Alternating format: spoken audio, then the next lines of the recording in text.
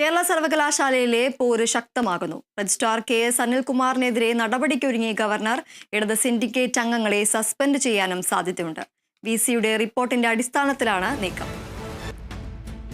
വിവരങ്ങളുമായി ഡി ബിനോയ് ചേരുന്നു. ബിനോയ്, സർവകലാശാലയിൽ പോര് ശക്തമാവുകയാണ്. കൂടുതൽ വിവരങ്ങൾ എന്തൊക്കെയാണ്?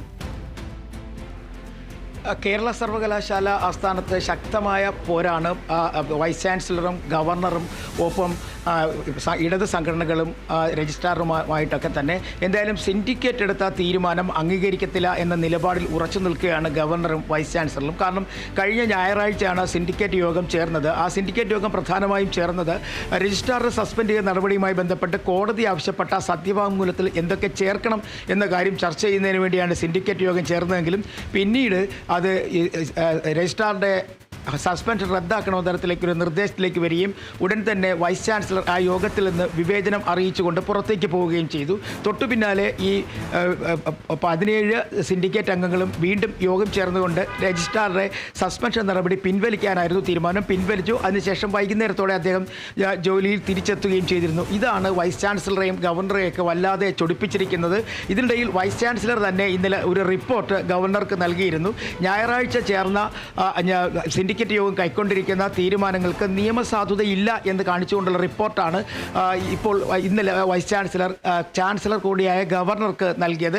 ഗവർണർ ഈ റിപ്പോർട്ടിന്മേൽ വലിയ തരത്തിലൊരു നടപടിയിലേക്ക് കടക്കുമോ ഇല്ലേ എന്നുള്ളത് അല്പസമയത്തിനുള്ളിൽ തന്നെ അറിയാൻ കഴിയും. ഒരു പക്ഷേ ഇപ്പോൾ തിരിച്ച് എത്തിയ രജിസ്ട്രാറുടെ സസ്പെൻഷൻ വീണ്ടും പുനഃസ്ഥാപിക്കാനായിരിക്കും സാധ്യത. അതല്ലെങ്കിൽ ഒരുപക്ഷെ സിൻഡിക്കേറ്റിനെതിരെ ഏതെങ്കിലും തരത്തിലുള്ള നടപടിയിലേക്ക് നീങ്ങുമോ എന്നുള്ള കാര്യമൊക്കെ നമുക്കറിയാൻ കഴിയും. എന്തായാലും നിയമോപദേശം ഗവർണർ തേടിയിരുന്നു. അത് കിട്ടി എന്നുള്ള വിവരങ്ങളാണ് നമുക്ക് ലഭിക്കുന്നത്.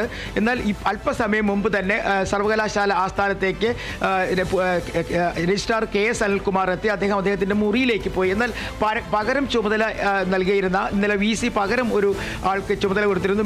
മിനി കാപ്പൻ എന്ന ഒരാൾക്കായിരുന്നു രജിസ്ട്രാറുടെ ചുമതല കൊടുത്തത്. അവരിതുവരെയായും രജിസ്ട്രാറുടെ മുറിയിലേക്ക് എത്തിയിട്ടില്ല. ഒപ്പം അവരേതെങ്കിലും കാരണവശാൽ രജിസ്ട്രാറുടെ മുറിയിൽ എത്തുകയാണെങ്കിൽ അവരെ തടയുന്നതിന് വേണ്ടി ഇടത് സംഘടന അനുകൂലികൾ അവിടെ നിൽപ്പുണ്ട്. അങ്ങനെ വലിയ തരത്തിലുള്ള പ്രതിസന്ധികളിലൂടെ തന്നെയാണ് കേരള സർവകലാശാല കടന്നു പോകുന്നതെന്ന് നമുക്ക് പറയാൻ കഴിയും.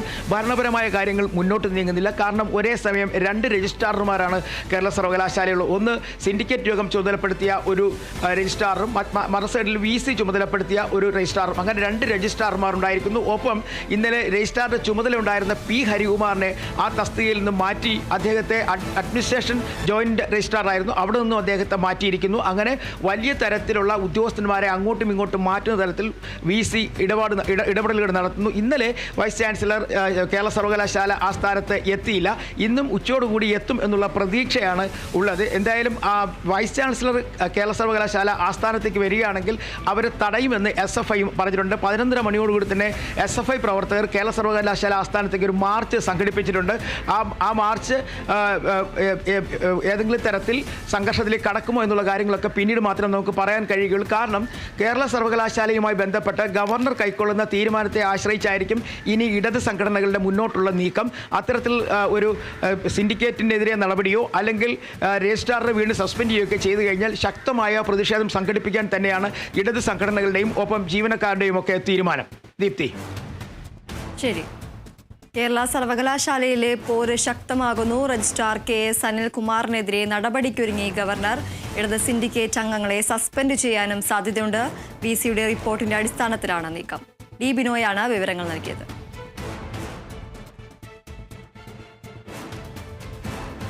കൊച്ചി പുത്തൻകുരിശിൽ ആരോഗ്യമന്ത്രി വീണ ജോർജിന്റെ വാഹനത്തിന് നേരെ കരിങ്കൊടി പ്രതിഷേധം.